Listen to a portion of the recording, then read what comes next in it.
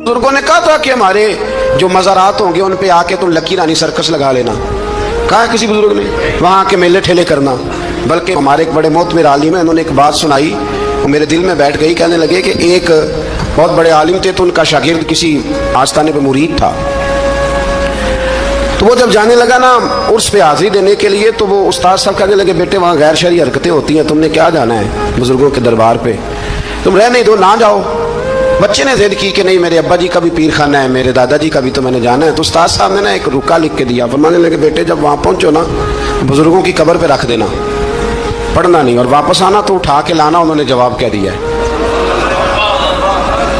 वो नौजवान कहता है कि मैं ना वो रुका लेके गया, अभी मैं रास्ते में ही था कि एक बाबा जी ना बड़े नौरानी चेहरे वाले दरख्त के नीचे बैठे हुए थे, तो मैं तो अपनी मस्ती में गुजर रहा था, तो बुजुर्गों ने मेरा नाम लेके मुझे बुलाया, और मैंने जब उनकी तरफ तवज्जो की तो मेरा नाम ही नहीं, मेरे अब्बा जी का नाम भी बता दिया उन्होंने। कहते मुझे कहने लगे, इधर आ बेटे, पुत्र इधर आ। मैं करीब गया तो कहने लगे, वो रुका ला जो तेरे उस्ताद ने दिया है।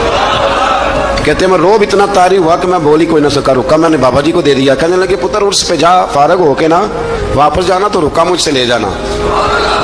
कहते मेरे पे और रोब तारी हुआ, उर्स क्या देखना था, मैं तो परेशानी में ही रहा। वापस आया तो बाबा जी थे, मैंने वो रुका लिया, तो जाके मैंने रुका उस्ताद जी को दिया। जब मेरे मुफ्ती साहब ने वो रुका पढ़ा तो उन पर इतना सहर तारी हुआ कि बेहोश ही हो गए। कुछ देर के बाद होश आया। नॉर्मल लाइफ में जब वो आए, आम रूटीन की ज़िंदगी में, तो मैंने उनसे कहा कि हज़रत साहब मैं बड़ा दयानतदार शागिर्द हूँ, मैंने जाती दफ़ा भी नहीं पढ़ा कि आपने क्या लिखा है, और जो जवाब आया वो भी नहीं पढ़ा, लेकिन आपका बेहोश होना, बुजुर्गों का मिलना मेरी समझ में नहीं आता, कुछ समझा दे। तो कहते हैं कि वो उस्ताद मुझसे कहने लगे कि बेटा वो जो बुजुर्ग तुझे मिले थे ना, वो दरअसल वही थे जिनके तू उर्स पे गया था। तो वो रुका उन्होंने इसलिए ले लिया। मैंने रुके पे लिखा था कि बाबा जी अगर आप इतनी ताकत वाले हैं तो ये गैर शरई हरकतें होती हैं तो आप रोकते क्यों नहीं, मैंने रुके पे लिखा था। तो कहते हैं बाबा जी ने जवाब दिया है कि गैर शरई हरकतें होती हैं तो हम तो निकल के साइड पे बैठ जाते हैं। इसीलिए तो लोग कहते हैं दरबार पे गए थे तो जो दुआ मांगी है वो कबूल नहीं हुई, बाबा तो वहाँ था ही नहीं, वो तो साइड पे हो गया, वो तो थे ही नहीं, वो तो निकल आए कि तुम हमें तंग करते हो लिहाजा हम जा रहे हैं। फरमाया बुजुर्ग तो मज़ार छोड़ के चले जाते हैं इसलिए कि वो अल्लाह के रसूल की शरीयत के पूरे।